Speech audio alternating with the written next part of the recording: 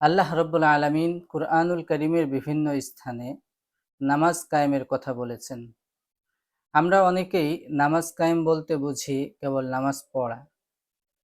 নামাজ কায়েমের একটি অংশ এটিও যে নামাজ পড়া। বাকি নামাজটা কিভাবে পড়লে নামাজ কায়েম হবে সে বিষয়ে আমরা অনেকেই বেখবর।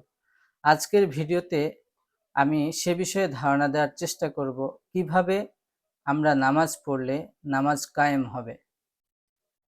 তো নামাজ কায়েমের ক্ষেত্রে আমরা ৩টি বিষয় যদি লক্ষ্য রাখি তাহলে সেটা বাস্তবিক অর্থে নামাজ কায়েম বলে গণ্য হবে।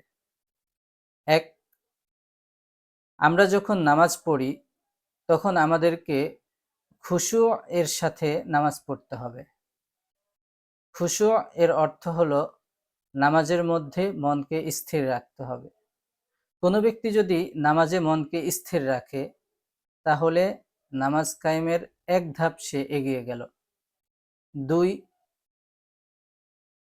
খুজু এর সাথে নামাজ পড়া, অর্থাৎ আমরা যখন নামাজ পড়ব তখন ধীরস্থিরভাবে নামাজ পড়তে হবে।